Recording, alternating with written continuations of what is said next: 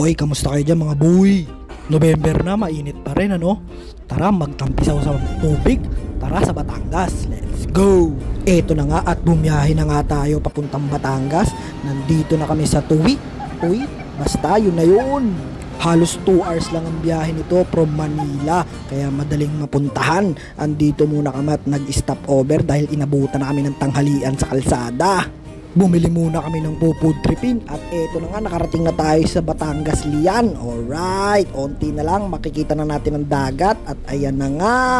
May na-discover pala kami dito na budget friendly na private resort.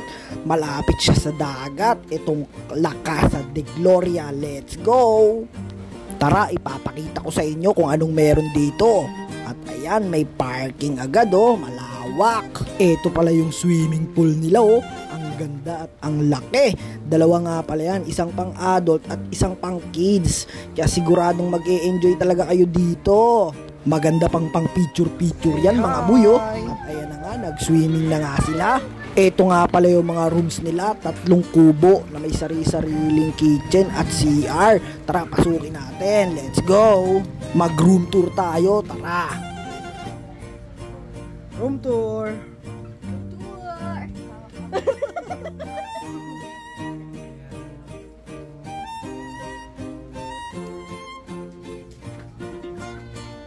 Wow, ang ganda ng CR! Ang ganda ng CR.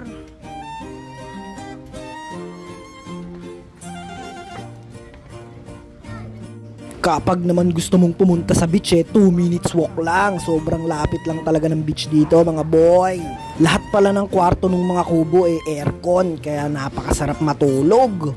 Tapos napakasariwa ng hangin. Kaya nga pala kami nagpunta ng Batangas para i-celebrate ang 7th birthday ng anak ko. Dito namin napili sa La Casa de Gloria. Tingnan nyo naman, napakaganda, sulit na sulit.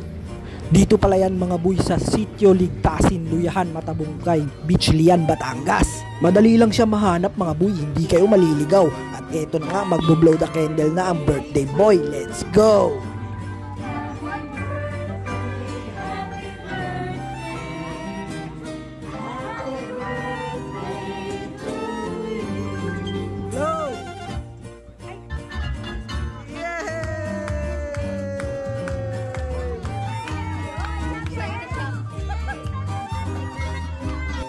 At syempre, pag ganitong may outing, huwag kakalimutan ng malamig na beer at masarap na pulutan. Ano pang inaantay natin? Tagay na, let's go!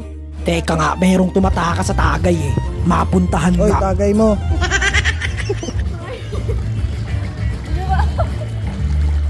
Ay, hindi. Sabi ni Isay. Ano sabi?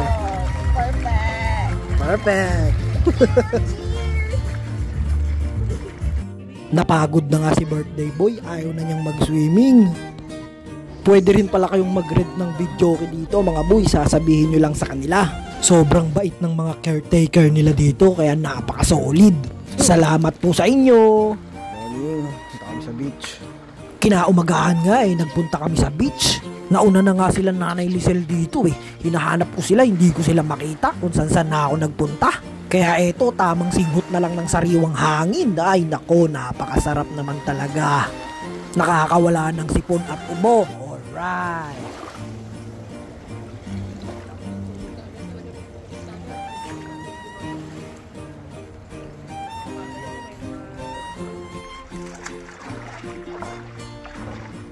Pagbalik ko nga ng resort may nakita ako nagbebenta ng mga sariwang isda, bagong huli. Kaya eto, namimili ako ng mga iuuwi sa Manila.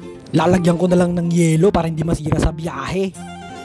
Pagkatapos nga dumiretso naman kami sa beach, naglakad-lakad kami, nakarating na kami sa dulo. Alright, ang ganda. Masayang masaya yung mga bata kasi marami silang makukuhang mga seashell. Kung ano-ano na nga yung mga pinagpupulot nitong mga to. Ayan pagod na nga yung nanay, kakayo ko sige, pulot. Halika na.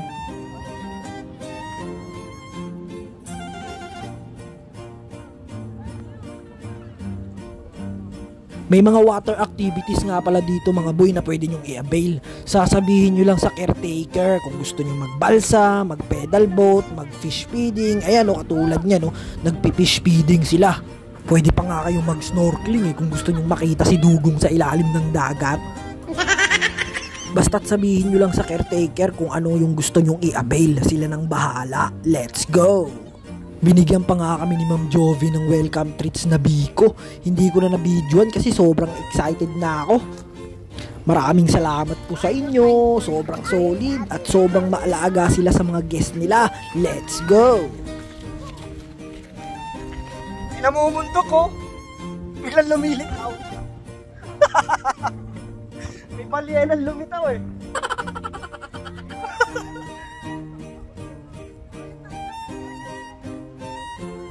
Bigla ka lumilitaw ah.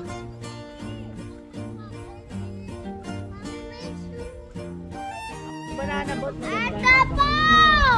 Bakit sa'yo tapos lahat kay lasing? Baka mamaya tayo na nalalaro mo dyan ah. Ata po! Alala na Ate Pao! Ang price nga pala nito mga boy nung nag-book ako is 13,000. Pero syempre magbabago yan lalo na pag peak season. Kaya ano pang naantay nyo? Let's go na! Iplano nyo na yung mga outing nyo! Kontakin nyo lang si Ma'am Jovelyn at siya nang bahala sa inyo mga boy. Eto nga pala ang kanyang personal FB account. Message nyo lang siya pag gusto nyong magpabook. Napakabait niyan at sobrang maalaga sa guest. Thank you po! Sobrang nag-enjoy po kami. Lalo na ang mga kids. Habang pauwi nga kami, may nadaanan kaming Christmas tree. Dito pala yan sa Villar City, sa may Molino. Kaya nag-stop over muna kami para makapagpa-picture yung mga kids. Ang dami ring mga tao, mga galing din siguro sa biyahe. Along the highway kasi to. So paano mga boy? Hanggang dito na lang sa susunod ulit na video. Maraming salamat. Sinayang ko na naman ang oras nyo. Bye bye! Hanggang sa muli!